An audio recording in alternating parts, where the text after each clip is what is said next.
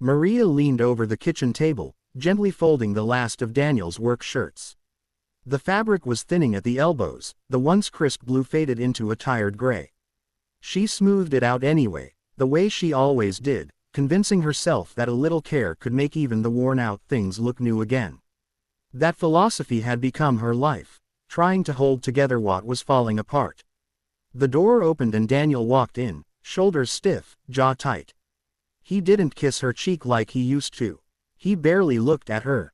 He dropped a stack of bills onto the table next to the folded shirts. "More reminders," he muttered, frustration boiling under his voice. Maria glanced at the envelopes, all bold red letters and overdue notices. She tucked a strand of hair behind her ear and offered him a soft smile. "We'll figure it out," she said. She always said that. She believed it, or tried to. Daniel sank into a chair and rubbed his temples. "I'm tired, Maria." "I know," she whispered. She stepped close and placed a hand on his shoulder, but he shifted away as if her touch burned. "No," he snapped, standing abruptly. "I'm tired of this, of living like this. We work and what do we have? Nothing." Maria swallowed, feeling her chest tighten. "We have each other," she said quietly. He laughed, cold and humorless. "What good is that when we can't even pay rent?"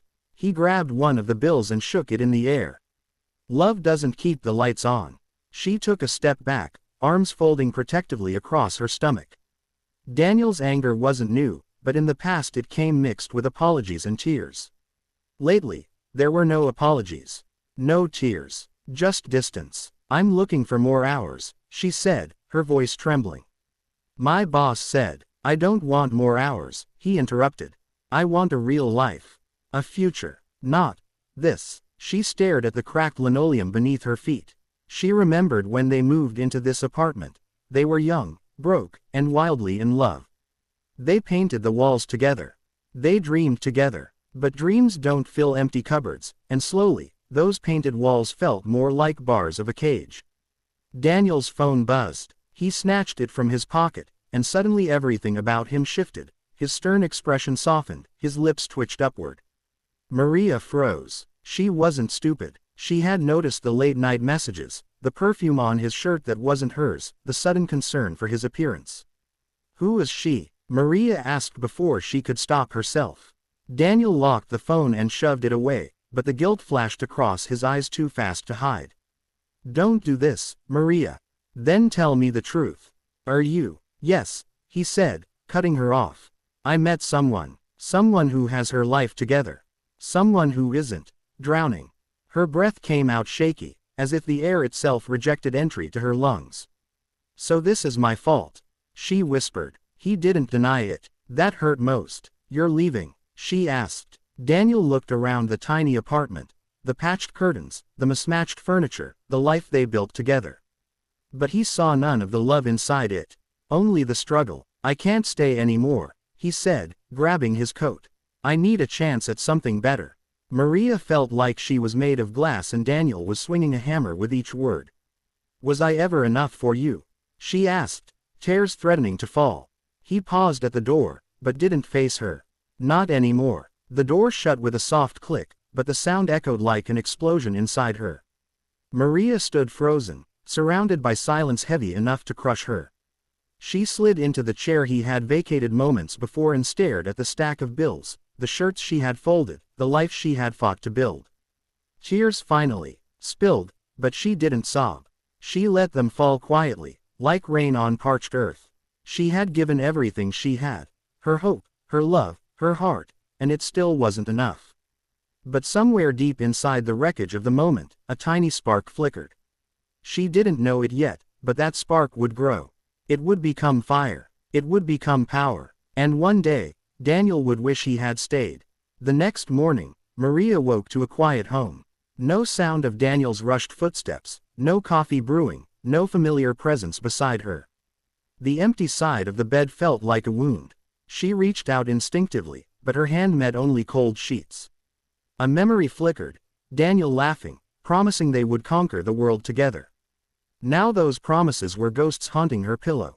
The alarm clock blinked 6:10 a.m. Late, she sat up quickly, wiping the remnants of sleep and dried tears from her eyes. There was no time to break. Rent still demanded to be paid. Life didn't pause for heartbreak. She dressed in her faded work uniform and tied her hair into its usual low ponytail. In the mirror, she barely recognized herself. Puffy eyes, drained face, but there was something new too. A hardness forming in places once soft. The bus ride to the cafe was long and loud, crying babies, chatter, and the hum of life moving forward around her. The world didn't care that hers had collapsed overnight. At work, the smell of coffee beans and fresh pastries filled the air. Her manager, Evelyn, noticed her struggle the moment she stepped in. "Tough night?" Evelyn asked gently as Maria tied on her apron. Maria forced a small smile. "Just tired." Evelyn didn't push, but her eyes softened with understanding. Maria was grateful. Pity would have broken her entirely. The morning rush arrived like clockwork. Maria took orders, smiled through the fatigue, and offered kindness to strangers who ordered extra caramel and complained about wait times. She moved on autopilot, heart numb. Around noon, Evelyn approached her again. "Take your break," she insisted. "You look like you need a minute." Maria stepped outside, leaning against the brick wall behind the cafe. She took a long breath, the crisp air cooling her burning thoughts. She checked her phone. No messages from Daniel. Nothing. Like she had already been erased. She was about to put her phone away when a notification popped up. An invitation to a free workshop at the community center, Turn Your Skills into Income. Entrepreneurship Basics. Normally she would scroll past such things, convinced success was meant for other people. But today, the message seemed to glow brighter than the rest. Her phone buzzed again. This time a message from her best friend, Carla. "Heard what happened. I'm on my way after my shift. Don't you dare push me away. Love you." Maria closed her eyes, gratitude warming her chest. She wasn't completely alone. Back inside, she finished the day without letting herself spiral. Each latte she poured, each table she wiped, helped her rebuild focus. Work was simple, predictable, safe. When the cafe finally quieted down near closing time, Maria was wiping a counter when Evelyn approached with a hesitant look. "Maria, I know things are hard," she began. "But I want you to know I see how hardworking you are. And I want to help where I can." She handed Maria a flyer, the same workshop Maria had just seen.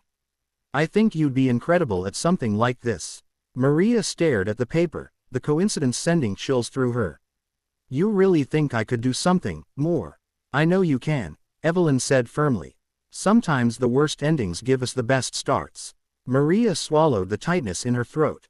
She wasn't used to people believing in her, especially not when she barely believed in herself. As she walked home that evening, the sun dipped low, painting the sky with streaks of orange and gold. The world looked like it was on fire, but not the destructive kind. A fire that cleans and renews. Her apartment was still painfully silent when she opened the door. The folded shirts from last night were untouched, exactly where she had left them.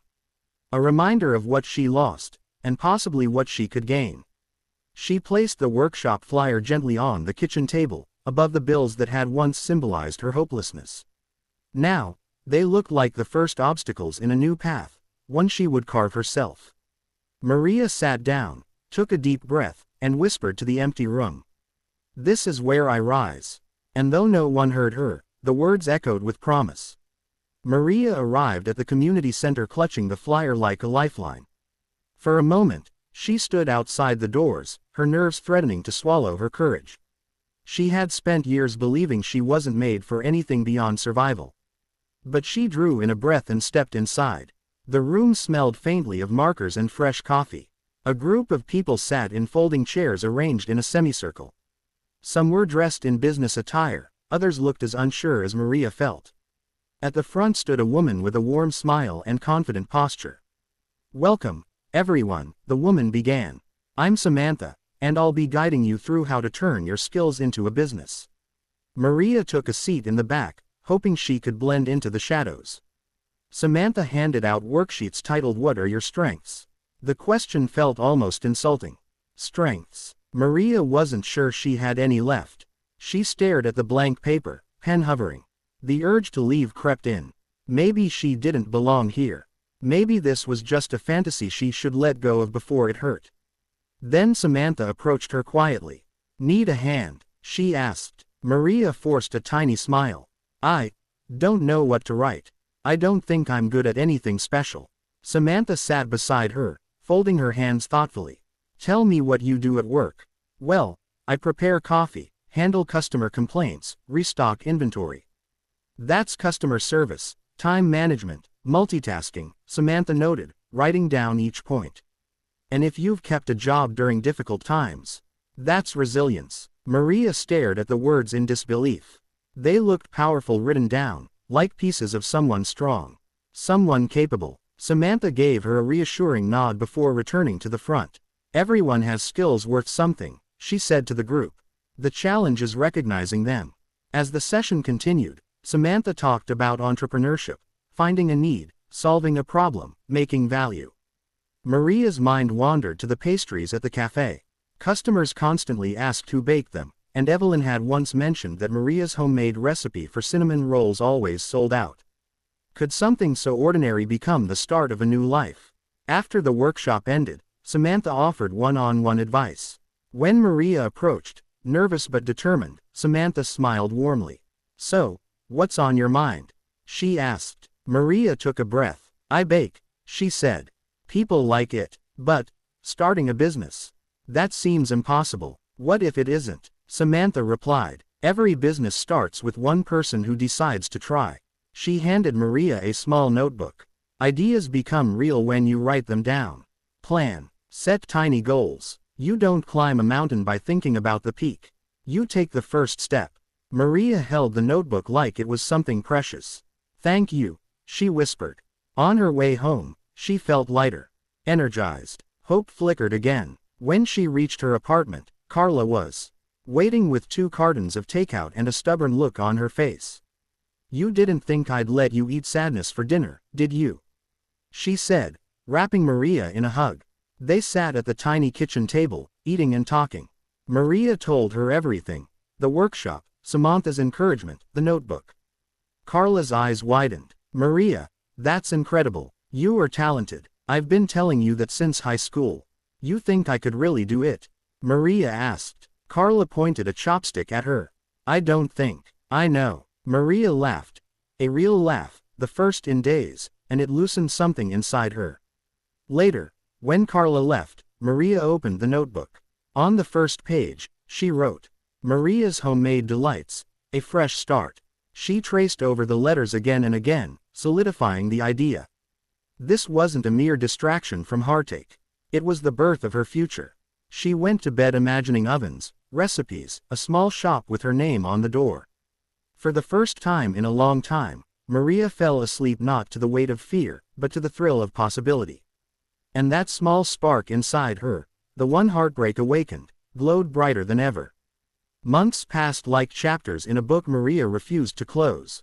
Her kitchen became a small factory of hope, flour-dusted counters, handwritten recipe cards taped to cabinets, and the warm scent of fresh pastries filling the apartment. At first, she delivered orders on foot to neighbors and coworkers. Then the orders grew. Word spread. Maria's homemade delights became a name people recommended with bright smiles and hungry anticipation. Every evening, she returned home exhausted, but a good kind of exhausted, the kind that came from building something with her own 2 hands. Bills that once suffocated her now slid away one by one as she paid them off. The fear that used to live in her chest was replaced by determination. Carla visited often, cheering loudly each time a notification pinged with a new order. "You're unstoppable," she would say, and Maria believed her a little more each day. Samantha continued to mentor her, helping her apply for small business permits and connecting her with a local market that agreed to feature her pastries. The first weekend was terrifying. Maria stood behind her booth, heart racing, waiting to see if anyone would care. By noon, she was sold out. After that, doors began to open faster than she could knock. A popular food blogger filmed a video at her stand and called her cinnamon rolls, magic in a swirl. The video went viral overnight. More markets invited her. A cafe chain reached out wanting to sample her products. Investors emailed her. Interviews were requested. Maria, who once feared she had nothing to offer, now struggled to keep up with the world suddenly wanting everything she had.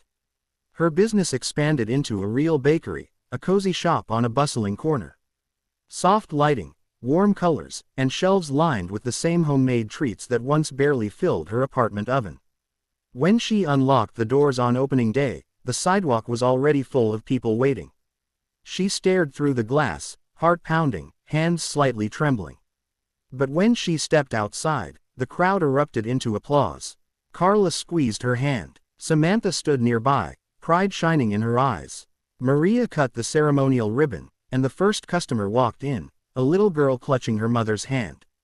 "Are you the one who makes the magic rolls?" the girl asked shyly. Maria knelt to the child's level, smiling softly. "Yes," she said, "but the real magic is believing you can do anything." The mother bought a box of pastries, thanking Maria for her kindness. And with that purchase, her dream officially launched into reality.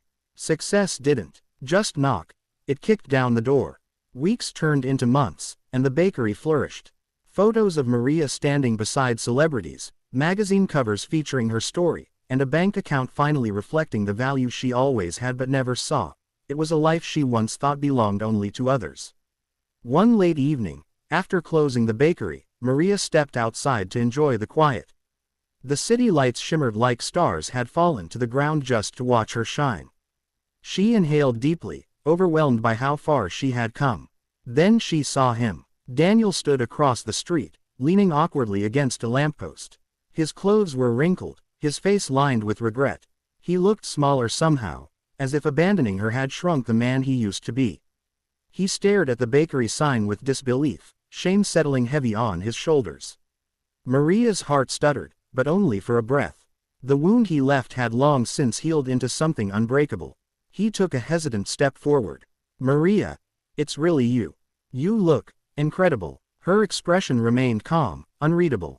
The storm he once caused inside her, gone. She had rebuilt herself stronger than he ever imagined. He forced a smile, the kind that begged for forgiveness. "I've been thinking," he began. "Maybe we could." Maria held up a hand, stopping him gently but firmly. "I'm not the woman you walked away from," she said. "Thank you for leaving. It gave me the chance to find the life I deserved." Daniel's mouth opened, then closed again, words swallowed by the weight of his own choices. Maria stepped back toward her bakery, her sanctuary, her triumph. "You lost me," she said softly, but with power. "And I gained the world." She turned away, unlocking the door with steady hands, and disappeared inside, leaving Daniel to face the emptiness of a future without her. And as the lights inside her bakery glowed warmly into the night, Maria knew this was just the beginning.